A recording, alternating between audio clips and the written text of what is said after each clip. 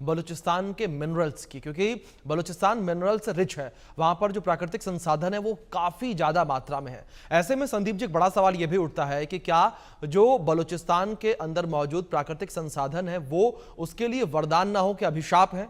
क्योंकि इसी वजह से पाकिस्तान बलूचिस्तान को अपने आप से अलग नहीं होने देना चाहता।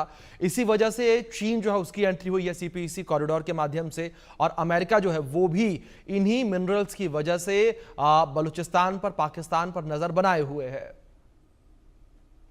देखिए, पाकिस्तान ने गलती क्या की। यदि पाकिस्तान की अथॉरिटी को मालूम था कि ये रीजन इकोनॉमिकली बहुत ही वाइटल जी है और उसको इकॉनमी को बूस्टअप करता, सरवाइव करता है, तो मुझे लगता है कि शुरू से ही पाकिस्तान को मेन स्ट्रीम में यहाँ के लोगों को लाना चाहिए था। लेकिन उन्होंने क्या किया कि मिनरल्स का तो एक्सट्रैक्शन किया, बट वहाँ के लोगों को एक्सप्लॉइट किया। वहाँ के लोग, एक बार मुझे याद है कि इंटरव्यू में साथ में थे बलूच, वो ये कह रहे थे कि हमारे पास कुछ भी नहीं है एक्सेप्ट एक्सप्लॉयटेशन और टॉर्चर, ह्यूमिलेशन। तो एक एक इन्होंने बाय पॉलिसी शुरू से मैंने देखता रहा कि जैसे भी सर बता रहे थे कि पंजाब, जी जो लगता है कि पूरा पाकिस्तान पंजाबी है। देखिए, एक बहुत बड़ा डिफरेंशिएशन और बहुत बड़ा क्वेश्चन मार्क है इनकी टू नेशन थ्योरी का।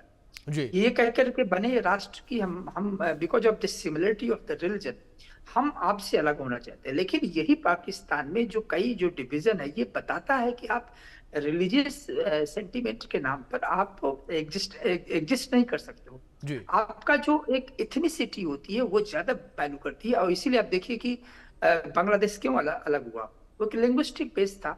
इसका मतलब है कि आप में भी कि आप का एक ही धर्म हो, लेकिन आपको यदि कल्चर में नहीं मिलती है और आप में यदि एकोमोडेशन नहीं है तो आप बहुत दिन तक टिक नहीं सकते। तो यही हुआ बांग्लादेश का जो डिवीजन हुआ, उसका सबसे बड़ा फैक्टर ये था कि आप उनको एक्सप्लॉइट कर रहे थे because of the language, because of the geographical location. जी सेकेंड ये था, फिर अभी जैसे अभी सर बता रहे थे कि सिंधी है, सिंधियों को भी आपने ऐसे ही छोड़ा। खैबर पख्तून बलूचिस्तान की तो शुरू से ही उनका एक्सप्लॉयटेशन होता रहा।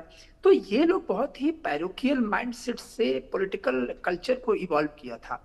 और ऐसे पॉलिटिकल कल्चर जब इवॉल्व होता है, जब जहां पर एकोमोडेशन नहीं है, डाइवर्सिटी नहीं है और मेन स्ट्रीम के लोगों को, आप इंडिया को देखिए, जी हमारी हमारी गवर्नमेंट का पूरा फोकस नॉर्थ ईस्ट पर क्यों रहता है? जी क्योंकि और हम हमारी पॉलिसी में वो ये रीजन बहुत टॉप में रहते हैं जो जो कहीं ना कहीं थोड़ा पिछड़े हैं, किसी न किसी वजह से, कोई ज्योग्राफिकल लोकेशन की वजह से पिछड़े हुए हैं। उनको सरकार पॉलिसी में टॉप में रखती है। वो रीजन ये है कि मेन स्ट्रीम में जो डिप्राइव्ड एरिया है उनको हम सामने लाए।